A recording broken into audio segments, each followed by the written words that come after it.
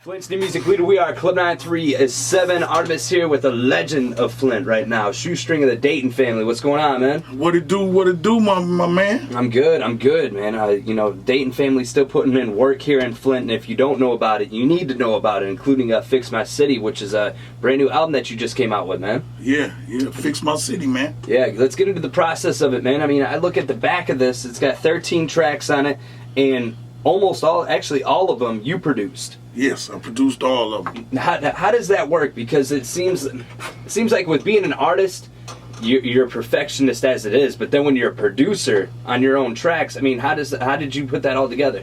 Well, man, what it is like, I just go with what moved me, man. I mess with I cut this one, Flint, Michigan. I mess with a couple young cats. A cat named Do Good. He doing a lot of work around Flint, Michigan. He real tight too. Mm-hmm. So y'all check for him. My cousin Lil D, man. That's strong. He's strong production. L.A. from Flint, Michigan, live out in Atlanta. Mm-hmm. And my boy Ed Kills, he from Flint, Michigan too, and he stay out in Atlanta. But they all from Flint, man. I just hooked up with them guys. You know what I'm saying? We worked together, man. We came up with it, man. It seems like the majority of artists here in Flint stick with Flint producers and Flint everything. How important is that to you? Well, it's very important to me, but also, man, messing with these big producers and things these days, you got to have big budgets. And, I feel like right here in our hometown, Flint, Michigan, man, I hear these big beat dudes and I hear some of these young beat dudes, and to me, man, these young beat dudes, the ones got that fire. They coming up, they hungry, they greedy. So, you know what I'm saying? I ain't trying to spend no $10,000, $20,000 for no beat, man. Yeah. I mean, that's the way that it seems, too. It seems like you could get the same production level here in Flint. It may not look as nice with the, multi-million-dollar studios, but you know what? It seems like a lot of producers in Flint could go do the same thing, in other cities and kill it. Yes. Now let's talk Fix My City. That's the single that you got out, and that's also the album title as well. What was the process behind this album? I mean, you've got quite the discography as it is. Okay. What was your process with the new album? Well, man, as you know, Flint, Michigan been going through this water crisis. Mm-hmm. You know what I'm saying? It's a lot of things, crime rate high. Mm-hmm. It's a lot of bad things going on in the city right now, man. And it was just I got motivated from the water situation. And the name of the song is called Fix My City. It's a water song. It's about the water. And since my city was going through so many problems with this, I said, man, I might as well go on and, you know what I'm saying, name that the first track of the album. So I said, bam, I'm going to name that the album, Fix My City, man. Yeah. Now, how important is it to you to stay in Flint? Because you stay in Flint. I mean, you're not an artist that blew up and went somewhere else. And if I'm not mistaken, Bootleg is in Flint. I mean, everybody's in Flint. Yeah. How important is that to you? Well, man, it's very important because Flint, Michigan, period, just got to have a voice. Mm-hmm. We the voice for Flint, Michigan. And plus, man, I was raised by my grandparents. My grandmother, she 89 years old. My grandfather, he 90. Mm-hmm. You know what I'm saying? So with them raising me, I just can't see myself up and leaving them. You know what I'm saying? I help take care of my grandparents, man. So as long as they living, for sure, I'm going to be here. Then it's just my roots, man. My family, this is the only place I know. And I'm not saying, everybody, you got to stay in the box and can't move. Hey, if you got something going on for you, life goes on. But for me, right now, it's just everything that worked for me in Flint, Michigan. I'm a Flintstone, man. Now, what do you think... it seems like in Flint there seems to be a problem with artists just being all about themselves and they don't want to help anybody out. Do you feel that that's an issue here in Flint? Man, that's always been an issue. It's always been a competition thing. Even back in our days, it was a big competition. You had the Dayton Family. We was the kings. Mm-hmm. You had Top Authority. Yeah. You had MC Bree. You had Jake the Flake. And everybody, we just was competitive. It wasn't that we wasn't working with each other, nothing, but it's just, when we was young, man, we was the Dayton Family, we just felt like, man, we felt like we was the Raws. Just being young and having a young personality. And you know what I'm saying? You had MC Bree, Jake the Flake, all us. Man, we could have got together, man, and put a record label together, man, and been millionaires so quick, man, but it never did happen because everybody was just competitive. It's just a competitive city. But, man, look at growing up and looking at things, man. You got to unite, man. You got to connect.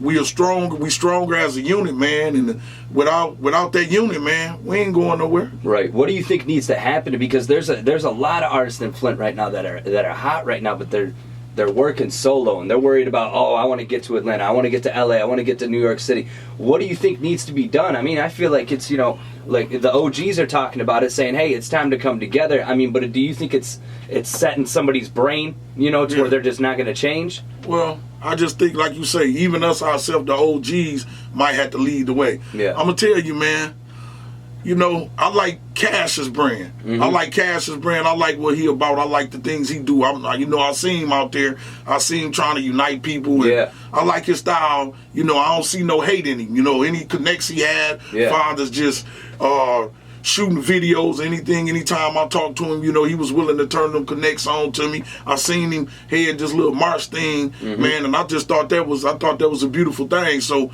basically, man, just following what Cash trying to do. Yeah. You know what I'm saying? That's the right attitude to have it. I like that. Yeah. And then I also like, man, my man Zeke, he on fire, man. Who else young cats out here, man? I like my boy Billy Smokes, man. A lot of these young cats I ain't heard, but the ones I do hear, man, they on fire and they got talent. We just got to pull together as a unit and maybe throw some type of barbecue or food, something for the kids, maybe some free concerts or something, man, and just, but the OGs got to lead the way. So, I can fault us a little bit for that too. So you got this project that's out now. If people want to get it, where can they get it at? I mean, obviously, you got actual. See, what's rare, you can tell that you're an OG of the game because you have an actual copy. Yes, a lot of people want to do digital all the time, and it's like, I appreciate this. Yes. When I got this in my car, I got this at home, I have an actual copy. So if they want to get actual copies, where do they go? Man, they can. Right now, it's not out yet. It's my websites and my links and everything will be up in 2 weeks, but the hard copy's out only in Flint, Michigan. So you can either get it at Music Planet or you can hit me up at my work number, which is 810-336-3849. And if you from Flint, we can meet somewhere or I'll bring it to your doorstep. And they've been moving fast, man. Yeah. I mean, fans been hitting me time. I make it to one destination, drop it off. You're like an Uber driver. Yeah, man. But see, you got to work. It take hard work, man. If you ain't willing to deliver your music or whatever you do, man, if you can't do that, you don't deserve to be in the game, man. Yeah. What do you think? I mean, you mentioned that as being a problem, that people just don't want to put in the work. But what do you think is the biggest problem in Flint? When it comes to artists. I mean, obviously not working together and everything like that. Man. But hate, right? Hate, man. People just envy, man. They don't want to see nobody else make it, man. Yeah. Hate. I'm just saying this, man, as the black community, anyway, I just feel like we be in each other's way, man. And I'm never against my people, man. But, before we could talk about, excuse my French, the white man or anybody else, we gotta get ourselves together as a black man. So it's like, man, really, man, we in our own way. So it's just hate, man, in our city. They don't want to see nobody else, man, prosper and make it, man. People jealousy, man, just jealousy, man. Right. It shouldn't be like that. You should be happy. You should be happy, man, to see somebody where you from to blow up, and maybe you will get a chance to come right behind that line and follow that road straight to success, man. Yeah. Now, any plans for a tour? I mean, you got this album out now. What are your plans for the rest of the summer? Well, right now, man, ain't nobody really even heard the record, not even really my group members. So I just got to get with my hype man and, get with Bootleg and Backstabba, man, and just, put the plan down, man. But, Dayton Family, we've been out here on Dayton Family. So I just got to find a way to mix my solo thing in with the Dayton Family because Dayton Family lead everything. Right. So my solo is only going as far as where the Dayton Family take it. So I'm going to let the Dayton Family lead the way, man, put it in God's hands, man, and hopefully the promoters call, man, and contact me. Let's make something happen, man. Now, have you guys ever thought of like a OG Flint tour?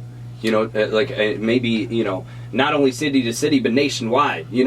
Well, as me and us at Top Authority, we just got back in town from the South. We went through Birmingham, Alabama, and a couple places in the South. Man, it was bananas, man. You know what I'm saying? So we thinking about putting maybe a Dayton Family, Jake the Flake, or Top Authority, and a couple more a couple more crews together, man, and hitting the road, man. Yeah, definitely. That would be legendary for Flint. I mean, not only for Flint, but you guys set the tone for rap. And rap that was serious. Yeah. Not this, I'm gonna touch you, I'm gonna feel you were serious, like back in the day. And that would be dope. So that's in the talks right now. Yeah. I'm finna say, well, rap today, man, is so different. It's like the difference between back when we was coming up and today is that if you got a hot rapper, everybody could steal his style today. Everybody sound the same. And to be honest to you, I don't even listen to this music today, man. I just do what I feel. Yeah. When I come to the front, man, when I make an album, you know, I don't even hang in the clubs. I couldn't tell you who these guys is, man. Every time I look up,